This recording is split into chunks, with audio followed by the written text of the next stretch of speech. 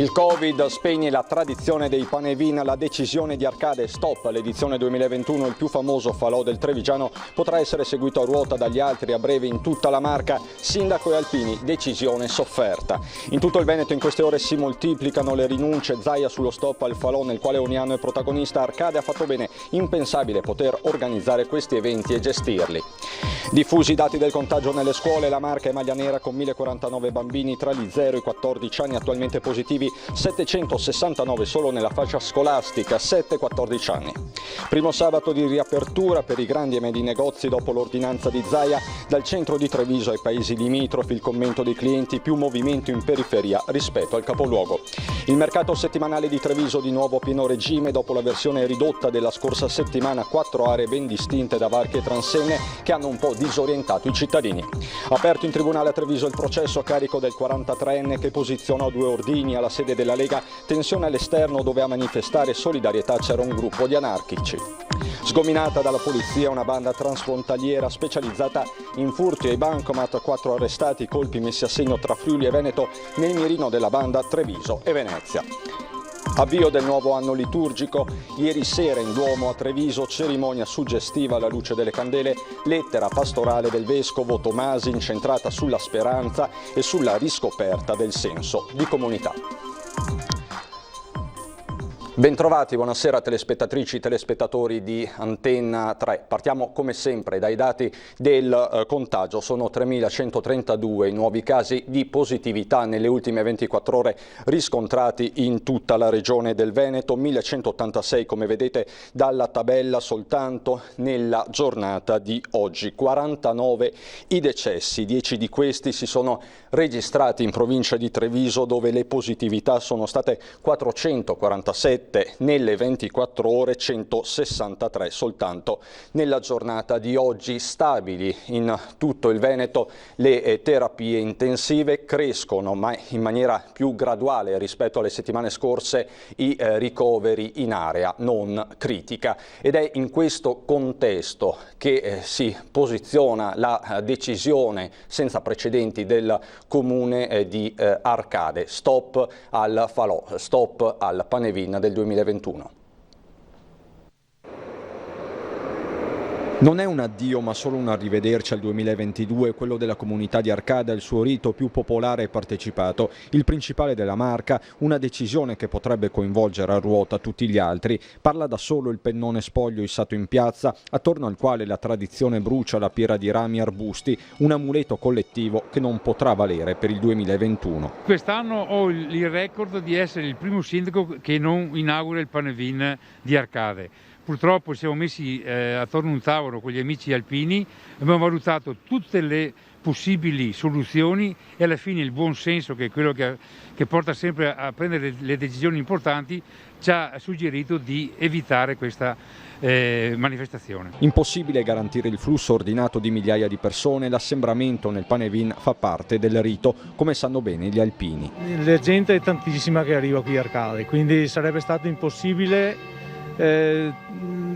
controllare tutti quanti. Una questione di ordine pubblico, ma soprattutto di rispetto. Il rispetto delle regole che purtroppo in questo periodo prendono tutte le associazioni, tutte le manifestazioni, per il rispetto anche di chi non c'è più, soprattutto che questa epidemia ci ha portato via. Restano le manifestazioni collaterali come il concorso letterario Parole attorno al fuoco e le cerimonie religiose, in tutti la consapevolezza che tornare alla tradizione vorrà dire tornare alla normalità. Peccato mortale purtroppo con quel che è successo e bisogna accettare quel che viene.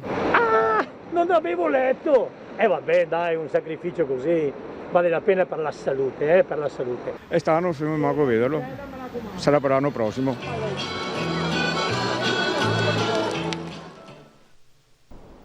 Rischio assembramenti quindi troppo elevato, lo ha evidenziato supportando la decisione lo stesso governatore Zaia, e a proposito di assembramenti un segnale negativo dice è arrivato dalla Black Friday. E ve lo dice un sostenitore del pane e vin, cioè uno che li sostiene veramente il pane e vin. Vi dico che quest'anno è impensabile programmare a 6 di gennaio pane e vin con migliaia di persone, cioè Arcade farà, quando va male, farà 6-7 mila persone. Il virus, se da un lato accende i focolai, dall'altro spegne i roghi secolari e benauguranti che caratterizzano l'inizio dell'anno in Veneto, decisione anticipata dal sindaco di Arcade, comune del Panevin più grande e simbolico, dove lo stesso Zaia da anni è cerimoniere. Ci sono un sacco di bimbi, un sacco di persone anziane, è la tradizione, la storia, l'identità. Per lui secondo me ha fatto benissimo il sindaco Gazzabini di Arcade.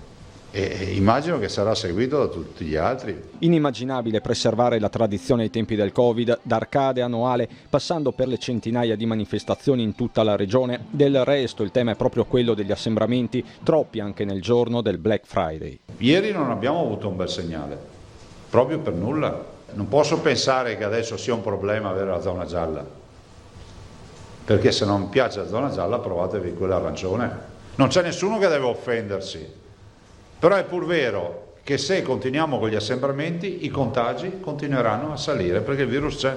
E che il virus ci sia lo stanno a dimostrare anche i dati sul contagio tra i minori di anni 14, attualmente 4.361, di questi oltre 3.000 tra i 7 e i 14 anni, proprio quella fascia che continua ad andare fisicamente a scuola. Studenti trevigiani e padovani quelli più colpiti, oltre 700 in ciascuna provincia. Più in generale lo stesso Zaia guarda le mosse del governo in vista del DPCM di Natale, definito cruciale perché chiamato a regolare una fase delicatissima. Siamo preoccupati del fatto, ad esempio, che con gennaio ci sarà una congiuntura astrale terribile, no? La più grande campagna di vaccinazione, l'influenza e il coronavirus. Proprio per questo Zaia maneggia con cura il tema delle vacanze di Natale nel giorno in cui l'Istituto Superiore di Sanità con Franco Locatelli ha ribadito come i numeri della curva pandemica siano incompatibili con gli impianti di risalita. Il tema, ribadisce Zaia, non è lo sci in sé, ma la montagna. Noi stiamo parlando di un'economia che vale per tutto l'arco alpino 2,5 miliardi di euro. Però dico, è sempre a parlare di scale. No, non stiamo parlando di soldi, ma stiamo parlando di sopravvivenza, che è un'altra roba. Perché una montagna senza la stagione è una montagna che si spopola. Entriamo per un attimo nel dettaglio dei dati sui bambini positivi in provincia di Treviso. Dagli 0 ai 14 anni nella Marca sono attualmente 1049, 2050 dall'inizio dell'emergenza. La fascia più colpita, come avete sentito, quella tra i 7 e i 14 anni con 769 casi attuali. E quello di oggi è stato il primo sabato di riapertura dei negozi grandi e medi dopo l'ordinanza di ieri di Zaia. Vediamo com'è andata. Sti periodi è un po' difficile fare gli acquisti, ecco. È una sensazione un po' critica, quindi bisogna guardare un po' tutto. Come dire che di questi tempi il sabato con i negozi aperti fa la differenza per i commercianti e anche per i clienti. Orari ristretti scoraggiano in un poco chi durante la settimana lavora.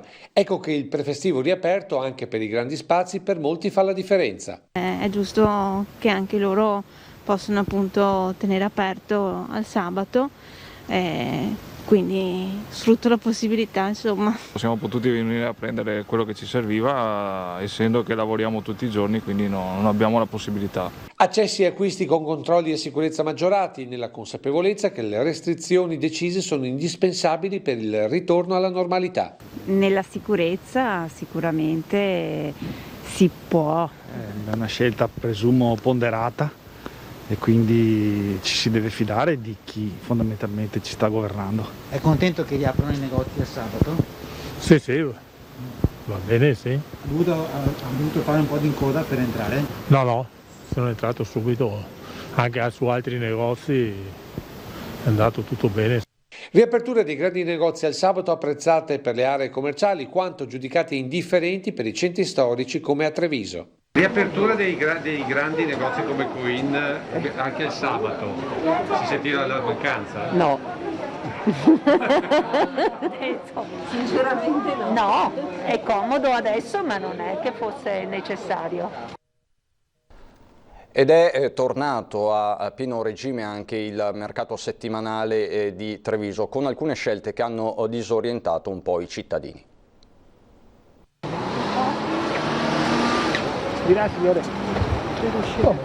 Si entra per di là. Semplice, entrata, uscita. Ma la gente segue le indicazioni? Insomma, abbastanza, dai.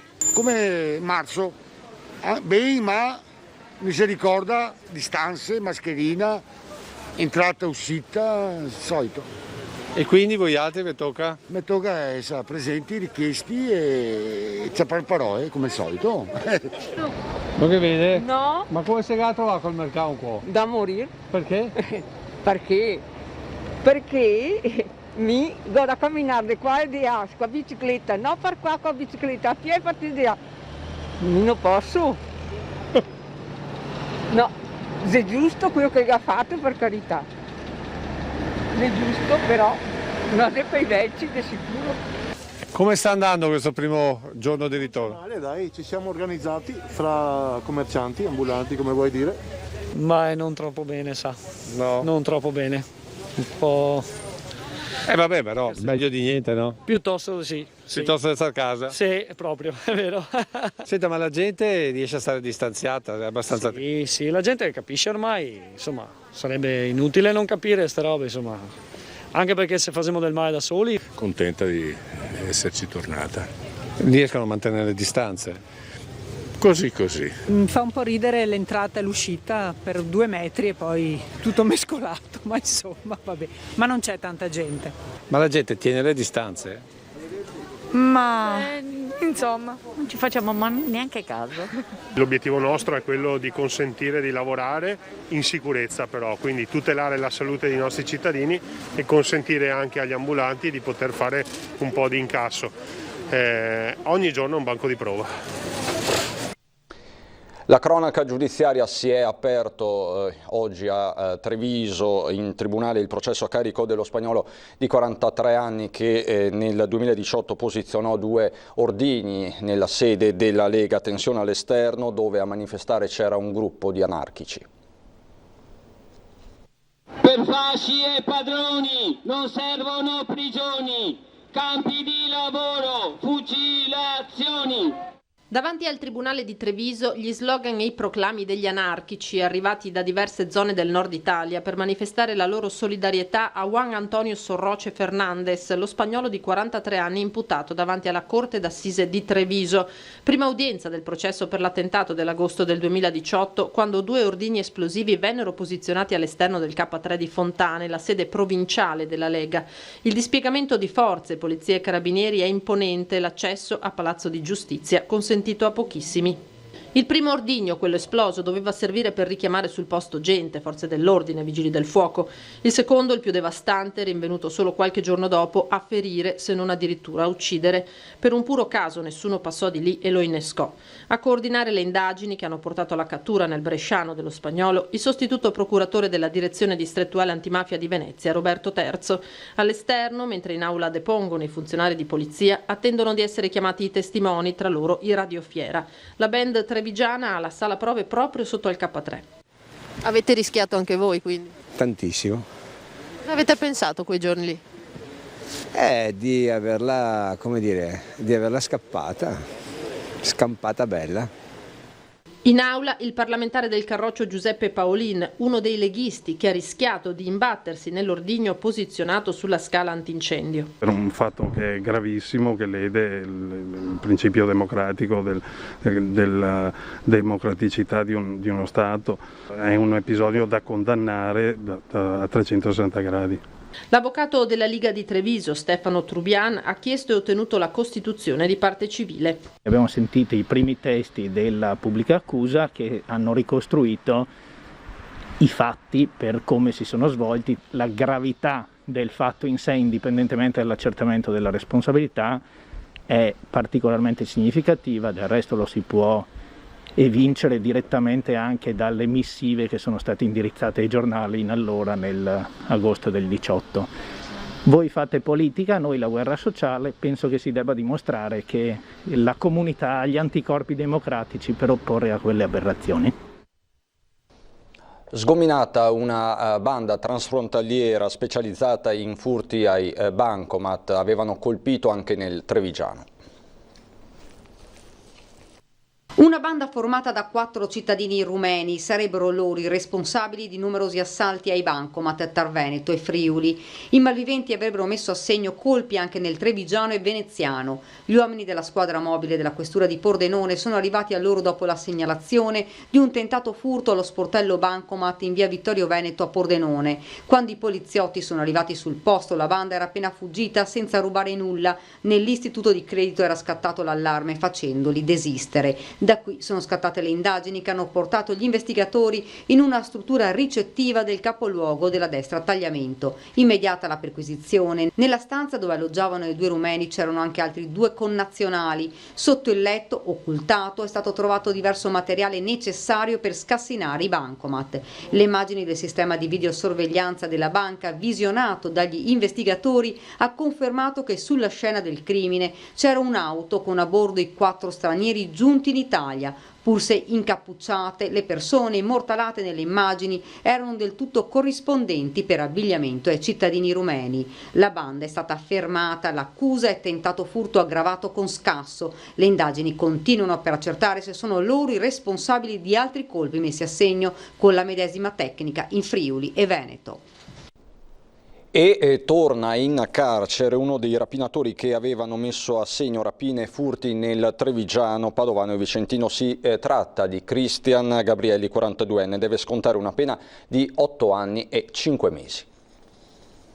Si sono aperte le porte del carcere per Cristian Gabrielli, 42enne di Cittadella. L'uomo, che da tempo bazzicava nel Trevigiano, è accusato di aver messo a segno numerosi colpi nella provincia di Treviso, Vicenza e Padova, reati commessi nel 2015. Era proprio lui a capo di una banda specializzata in rapine a supermercati, stazioni di servizio e sale slot. Assieme alla banda rubava le auto che poi utilizzava per i colpi. Sulla sua testa accuse pesanti, associazione a delinquere, rapine, furto e recettazione. Il provvedimento nei confronti di Gabrielli è avvenuto per revoca di affidamento. Il 42enne era infatti in precedenza uscito dal carcere con permesso dell'autorità giudiziaria per essere affidato ai servizi sociali.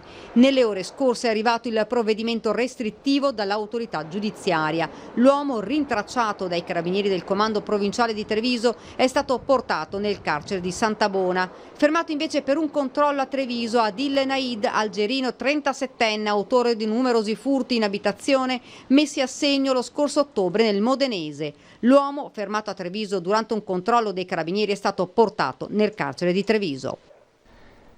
A Castelfranco per un blitz della Guardia di Finanza sequestrate 7.500 mascherine. Guardia di Finanza al mercato di Castelfranco, il blitz è scattato nelle ore scorse. Un venditore ambulante di 48 anni del posto è stato sanzionato. Aveva messo in vendita, oltre agli articoli per la cura della persona, anche mascherine chirurgiche ritenute non sicure. Gli uomini delle Fiamme Gialle hanno sequestrato 7.500 pezzi. Tutti erano privi di indicazioni in lingua italiana, non solo, ma mancavano le informazioni minime richieste dal codice del consumo, la denominazione legale o merceologica del prodotto, il produttore, il paese d'origine, l'eventuale presenza di materiali o sostanze pericolose.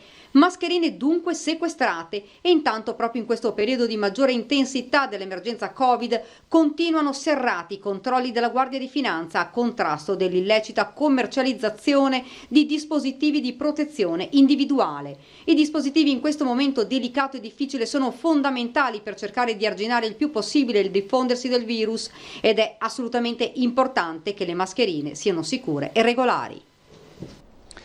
Un progetto contro il racket dei rifiuti è stato lanciato in queste ore da Contarina e riguarda 6 ecocentri del Trevigiano. Sullo sfondo c'è anche il tema delle ecomafie. Non sono sempre semplici furti, magari di qualche disperato, ma qualcosa di più, molto di più. È la stessa Contarina, per bocca del direttore generale Michele Rasera, a parlare di un vero e proprio traffico illecito di rifiuti sottratti alla regolare filiera dello smaltimento e del riciclo, insomma di rischio racket. Questa è la fotografia alla base delle nuove soluzioni sviluppate dall'Assemblea dei Sindaci del Consiglio di Bacino Priula per il conferimento dei rifiuti più interessati dal fenomeno, come piccoli elettrodomestici, inerti, pneumatici. Il progetto per il momento interessa gli ecocentri di Breda, Maserata, San Biagio, Silea, Monastier-Zenson, con nuovi e più ampi orari di apertura, controlli maggiori da parte della vigilanza privata e ingressi su prenotazioni per le aziende, iniziativa che riceve il sostegno del senatore Dem Andrea Ferrazzi, vicepresidente della Commissione parlamentare d'inchiesta sulle ecomafie. È ormai appurato che in tutto il nord Italia, compreso il Veneto, l''ndrangheta, la camorra, la mafia si sono inserite nel tema stanno cercando di inserirsi nel tema della gestione dei rifiuti urbani, ma ancora di più dei rifiuti speciali, dei rifiuti industriali. E questo con una peculiarità tutta veneta. Che in Veneto, avendo moltissimi capannoni dismessi, non c'è bisogno di dar fuoco, basta riempirli. Siccome sono tanti, in molti rischiano di essere riempiti. Da qui l'appello di Ferrazzi a tenere alta la guardia. Il sistema veneto è virtuoso, ma proprio per questo fa gola. E ho avuto proprio modo di vedere come il sistema veneto sia un sistema di eccellenza, ed è esattamente per questo che va assolutamente preservato, anche perché il nostro ecosistema, il sistema ambientale veneto è molto delicato. Ancora cronaca subito dopo la pubblicità.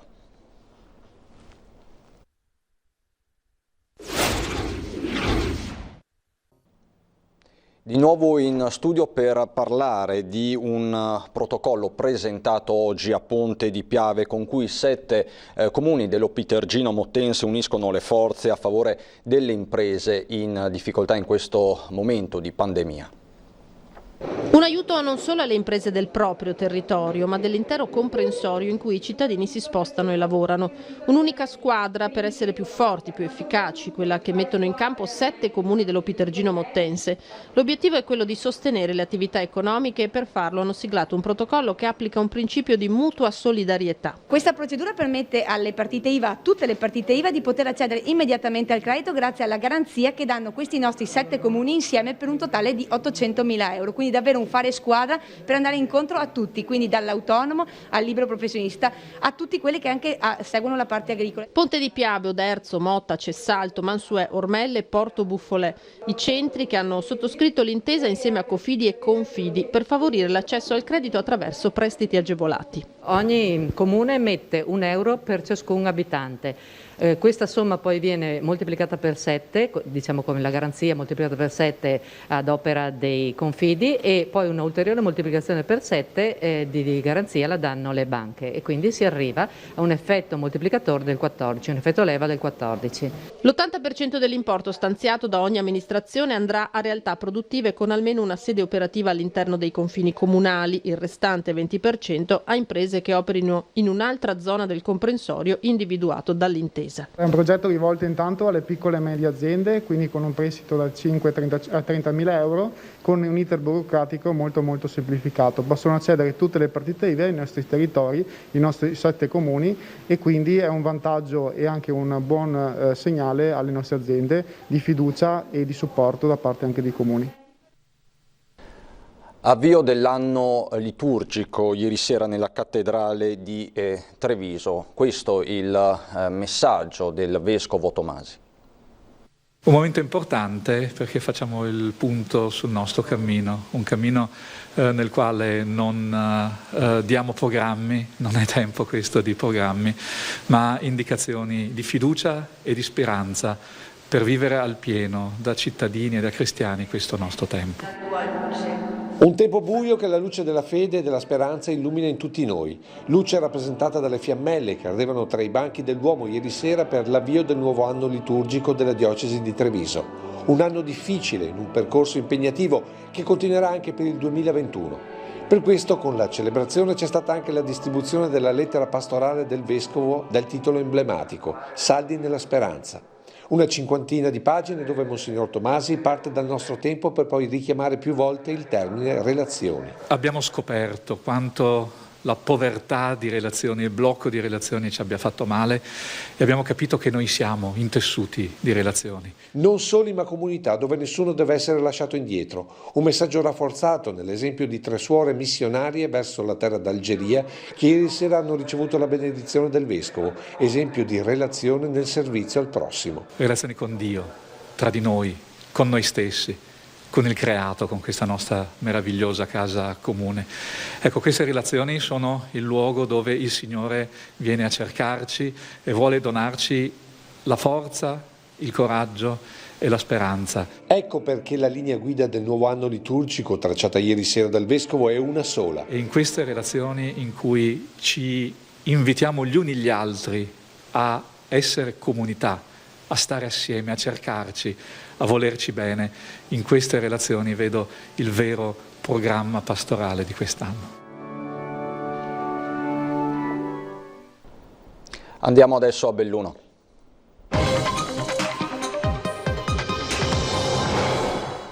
E si trova nel carcere di Belluno dalle prime ore di questa mattina Mikhail Burlac, il 29enne condannato a 2 anni e 10 mesi per rapine e lesioni personali per il violento pestaggio nell'estate 2013 ai danni di Damir Zinovic, socio con Stefano Tabacchi del ristorante al Portico di Valle di Cadore. L'uomo, ex dipendente del locale, è stato arrestato ieri sera dai carabinieri della stazione di Pieve di Cadore e del nucleo investigativo di Belluno. Un episodio da arancia meccanica, quello di quella notte quando l'aggressore aspettò sotto casa Zinovic picchiandolo a sangue fino a quando il malcapitato non gli consegnò poche migliaia di euro, l'incasso del ristorante di quella sera.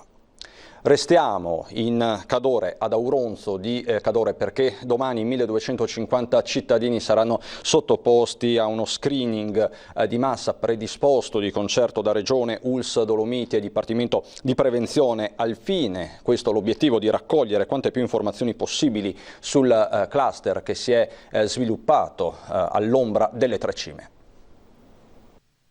Un'opportunità per i cittadini, uno sforzo notevole per la struttura sanitaria e per tutti i soggetti coinvolti nell'organizzazione, dai dipendenti comunali ai volontari della protezione civile alle forze dell'ordine. Domani dalle 9:30 alle 13 il gran giorno ad Auronzo per lo screening di massa che vuole fare luce sul cluster di coronavirus che da settimane è stato individuato nella località ai piedi delle Tre Cime di Lavaredo. Più alta sarà la partecipazione e più attendibile sarà la fotografia della nostra comunità in questo momento, con l'obiettivo principale di scovare i positivi asintomatici e di interrompere quante più catene di contagio possibile. I test rapidi saranno eseguiti fra i 1250 cittadini nati fra il 1 gennaio 1955 e il 31 dicembre 1979. Non c'è nessun obbligo, ma l'invito a non rinunciare a questa opportunità è accorato. Non possiamo assolutamente banalizzare il tutto. Ne stiamo vedendo le conseguenze sulla pelle dei nostri concittadini che si sono ammalati, ma anche sugli anziani della nostra residenza per anziani, che ha avuto ben 80 contagi al suo interno tra dipendenti ed ospiti. Va da sé che più alta sarà la partecipazione, maggiore sarà la possibilità di intercettare nuovi casi di positività. L'alternativa, spiega la sindaca Pais Becker, sarebbe la dichiarazione di una zona rossa che avrebbe conseguenze devastanti anche dal punto di vista economico in un momento cruciale, all'avvio della stagione invernale e con l'approssimarsi del periodo natalizio. Vi invito di cuore a essere presenti, a presentarvi domenica a Taiarezzi. Si tratta di un gesto di responsabilità del singolo e anche della collettività e dobbiamo renderci conto che ora, come non mai, siamo tutti interconnessi. Ognuno di noi è un anello di una catena e è importante essere presenti per riuscire ad interrompere il contagio. Dal Cadore al Feltrino, locale chiuso per 5 giorni e multa salatissima nei confronti del titolare del Risto Pub e il Travo di Pedavena, dove ieri sera dopo le 22 i carabinieri hanno interrotto una festa in corso alla quale stavano partecipando almeno 7-8 persone. Alla vista dei militari gli avventori si sono allontanati precipitosamente, in 3 sono stati fermati e sul loro conto i militari della compagnia di Feltre stanno svolgendo accertamenti nell'ambito delle normative anti-Covid. E a proposito di Covid, vediamo i dati del bellunese: 165 casi nelle ultime 24 ore, 65 nella giornata di oggi, 3 i decessi. Per quanto riguarda invece i bambini positivi, dati diramati oggi dalla regione, 214 sono i bambini attualmente positivi in provincia di Belluno tra gli 0 e i 14 anni, di questi 160 tra i 7 e i 14, quindi in fascia scolastica. scolastica, per un totale di 506 dall'inizio dell'emergenza. C'è poi il fronte, ovviamente, perché il Covid è intergenerazionale, questo lo abbiamo capito, delle case di riposo sotto pressione, in particolare la casa di riposo Gaggialante di Belluno. Nuovo screening di controllo alla casa di riposo Gaggialante di Belluno. Ieri i tamponi eseguiti hanno fatto registrare altre 8 nuove positività fra gli anziani del nucleo Mimosa e un positivo ospite del nucleo Ciclamino. Complessivamente i residenti positivi sono 30, inclusi gli ospiti del nucleo Fiordaliso, che non risultano ancora negativizzati. In questi screening che abbiamo fatto si conferma invece, per fortuna, in questo momento il contenimento della diffusione del contagio all'interno del primo nucleo dove abbiamo avuto le positività di questa ultima ondata, quindi il nucleo Fiordaliso. La situazione invece per gli operatori vede ad oggi una nuova positività, però registriamo finalmente anche 2 rientri. È il presidente della Sersa di Belluno, affiancato da Magalì Dalla Vecchia, una delle coordinatrici della struttura per anziani a Cavarzano, a fare il punto della situazione che viene affrontata con estremo impegno. La crescita del contagio è lenta, quantomeno per quanto riguarda gli operatori della casa di riposo, che garantiscono l'offerta di un servizio completo. Tutti i familiari degli anziani che oggi sono stati riscontrati positivi sono già stati contattati direttamente, quindi manteniamo, e anche questo, capite, su 30 persone è uno sforzo che ci impegna, ma naturalmente che riteniamo fondamentale, quindi vogliamo anche tranquillizzare chi ascolta questo messaggio, nel senso che chiunque sia stato interessato da questi nuovi casi è già stato naturalmente avvisato dal nostro personale. Da Magalì Della Vecchia le parole di ringraziamento nei confronti dei familiari degli anziani ospiti che in questo momento stanno sostenendo tutto il personale della Gaggialante. Vi ringraziamo da parte di tutto il personale che in questo momento lavora o nei nuclei isolati ma anche negli altri nuclei per cercare comunque di evitare che ci sia un'espansione del contagio.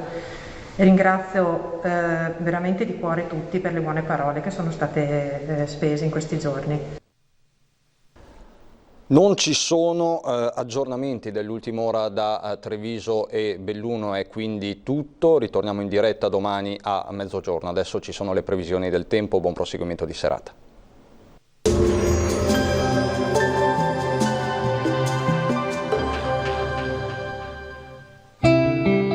Il cuore vive finché ha qualcosa da amare, così come il fuoco avrà qualcosa da bruciare. Benvenuti al meteo. Tempo ancora in genere buono al nord-est, ci attende una domenica tutto sommato tranquilla. Il dettaglio del 29 novembre. Sul Veneto in montagna il cielo sarà sereno, al massimo velato, maggiori addensamenti sulle prealpi. In pianura al mattino qualche nube bassa o nebbia che renderà grigio il cielo, ma sarà destinata a dissolversi con il passare delle ore. Temperature minime tra -3 e 3 gradi, massime invece tra gli 8 e gli 11 gradi all'incirca. Ci spostiamo ora sul Friuli Venezia Giulia, anche qui avremo lo stesso scenario, il sole sarà dominante solo con locali addensamenti, specie in mattinata. Vediamo anche in questo caso le temperature, le minime saranno fino ai 4 gradi, massime invece sugli 8-11 gradi all'incirca. Uno sguardo infine alla situazione del Trentino Alto Adige. Sarà una bella giornata qui di sole, il cielo sarà al massimo velato, qualche annuvolamento sarà possibile ma solo localmente. Temperature minime intorno allo 0, massime fino ai 10 gradi. Dal meteo per ora è tutto, vi auguro un buon proseguimento con Antenna 3.